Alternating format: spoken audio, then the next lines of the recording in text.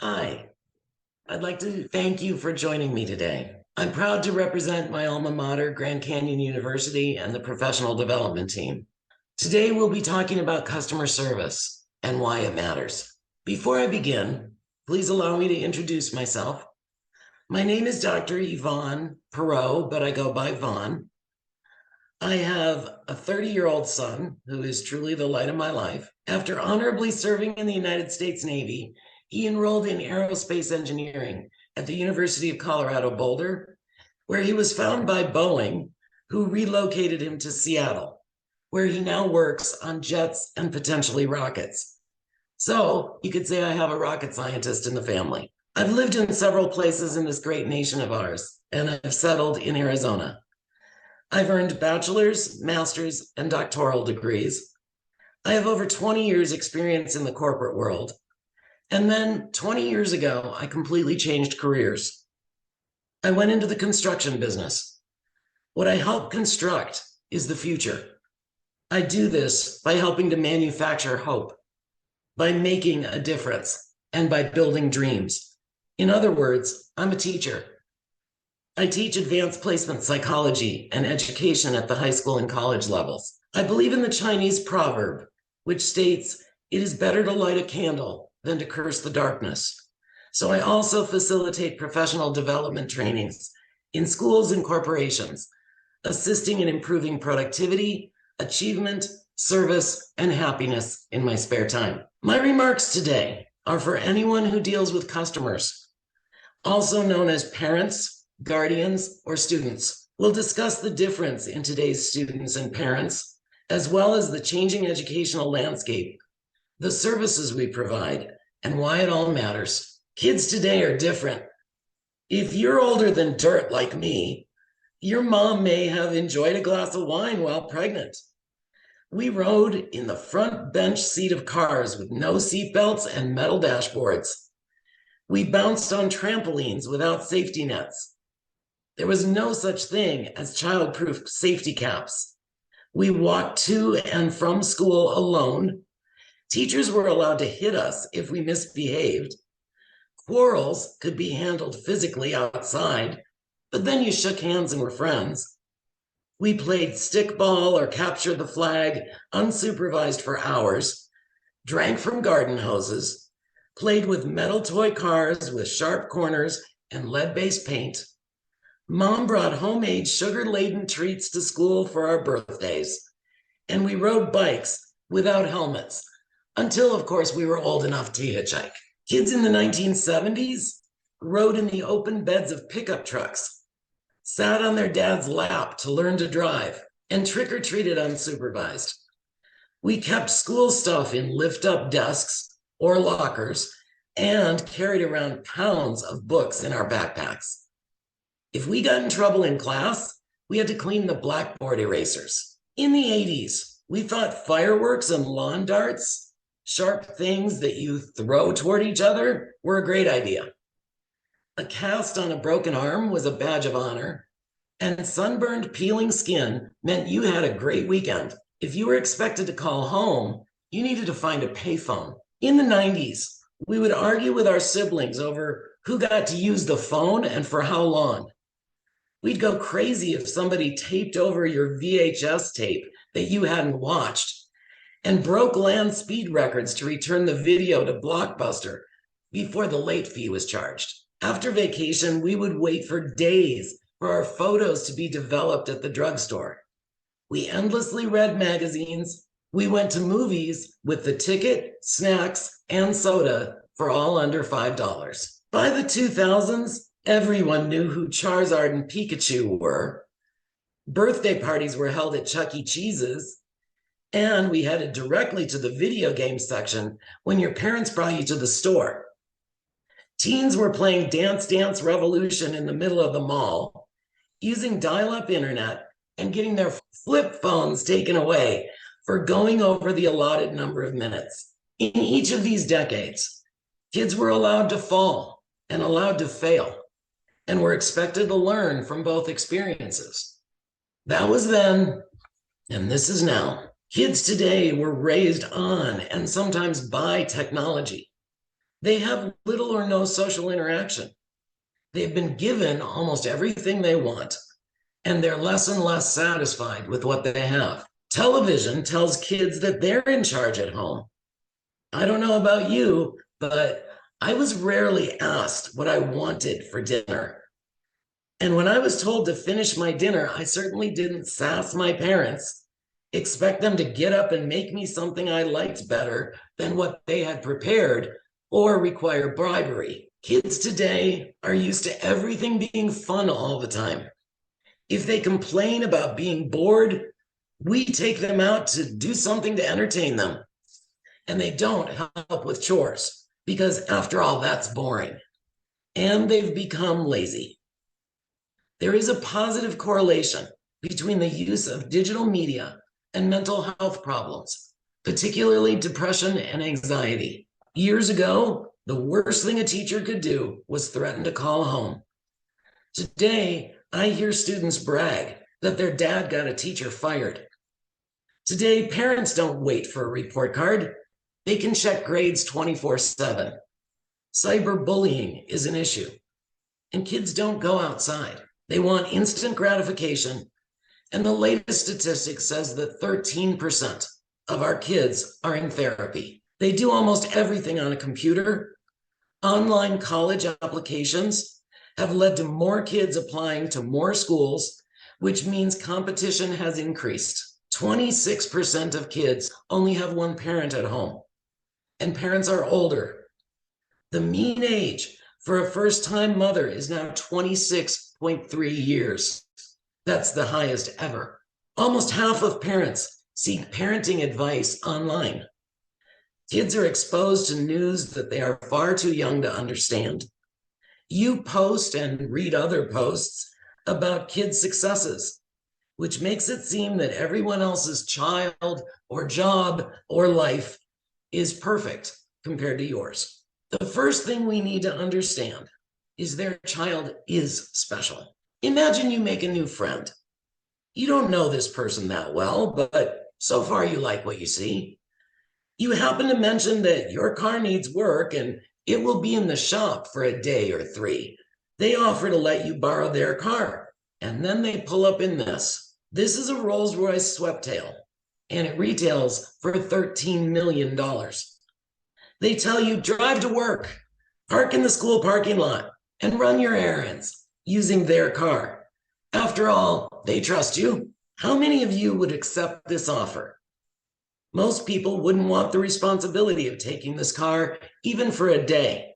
Now, I don't know anyone who owns this model car, but what I do know is no matter what car or house or whatever they own, their child is far more important to them, and they're handing their child over to you for the day, for the week, the semester, and the year.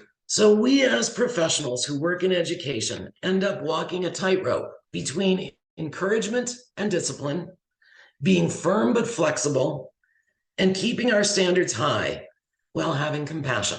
We often deal with good intentions, but bad ideas or poor execution, which can set up an entire generation for failure. We want to protect our kids, but we realize that overdoing this has led kids to feel fragile or weak or like victims in need of protection and safe spaces and safety nets. This has led them to stop trying, to try and stay safe, and to stop trusting others. We realize that the only way kids grow is to change, and change by nature is uncomfortable. Yet kids are told these days that they are never to feel uncomfortable.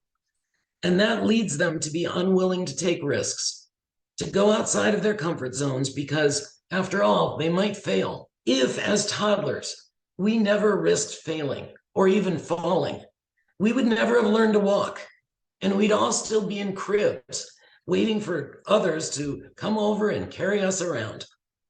Working in education is truly art and science. It is the art and the science of service. Perhaps the most dramatic change in education is the availability of school options. Gone are the days when parents had little to no choice about where their child attended school.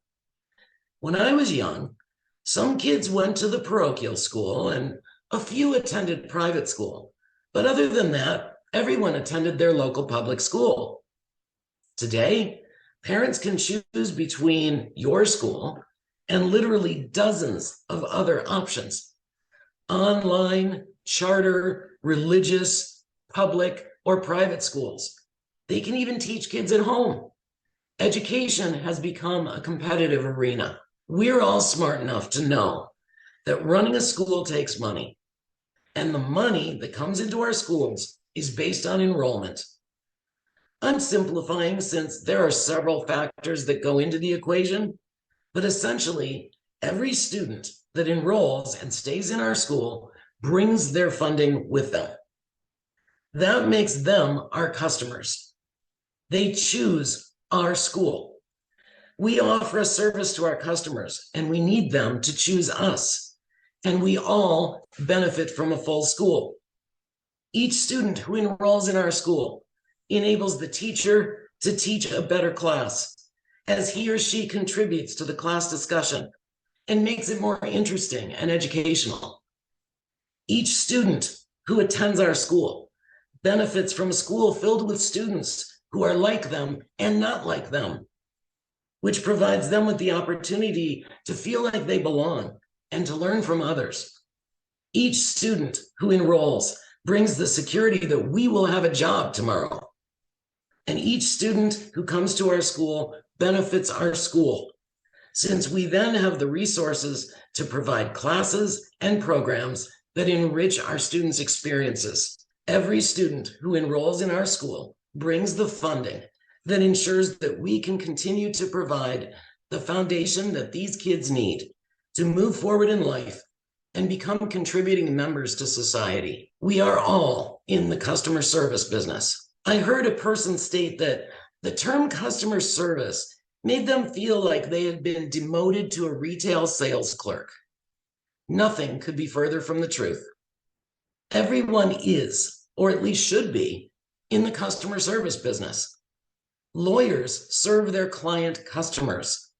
Doctors serve their patient customers.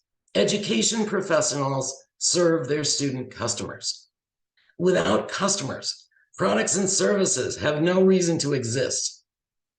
As organizations, we sometimes have to make difficult choices, but customer service must remain our first priority. A leadership style growing in popularity is called servant leadership.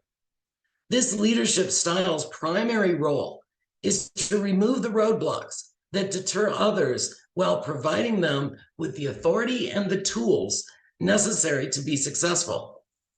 Educators who exemplify servant leadership, also known as customer service, show genuine interest and concern for others and believe their job is to serve the students, the staff, the faculty, and the community. What's strange is these days we've almost come to expect bad customer service.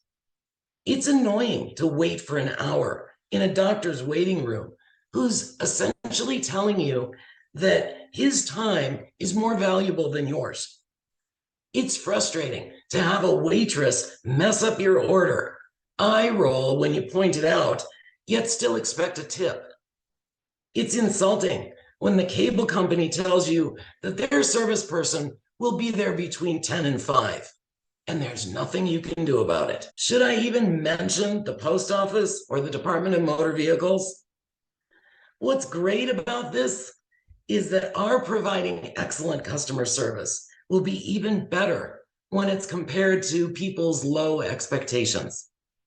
So now I would like you to think about the best customer service and the worst customer service experiences you've ever had. I'll start by sharing 2 stories with you. One customer walked into a giant retailer and saw a floor model computer for sale at an appealingly low price. He purchased the computer, and since it was a floor model, he also purchased the 3-year extended warranty. As soon as he got it home, he realized that the computer was preloaded with software from the retailer. That made it a great floor model, but impossible to use for anything else. When he called the store, he was told, "Bring it back and we'll delete the software." Back to the store he went. 3 days later, only after he called every day for updates, he was told he could come pick up the computer. When he got it home, he saw that the retailer's software had indeed been deleted, but so had everything else. There was absolutely nothing on the hard drive, including the operating system and software that actually makes the computer run. He contacted the store again, but he was told now he would need to contact the manufacturer. He tried, only to learn that the phone number was disconnected and he would need to file a claim online. He did so, but never heard anything back from them. Repeated attempts to contact the manufacturer resulted in nothing but silence. Finally, he called the warranty company, from whom he had purchased the extended warranty. But he was told their warranty hadn't started yet, since it hadn't been 90 days since he bought the computer, and he should contact the retailer. After literally hours on the phone and online, this customer was left with a useless piece of equipment that he finally placed firmly in the dumpster. This is just one of literally hundreds of examples of horrible customer service. Conversely, a frequent flyer on a popular airline had to depart from a smaller terminal, and therefore he was unable to grab his favorite coffee before boarding.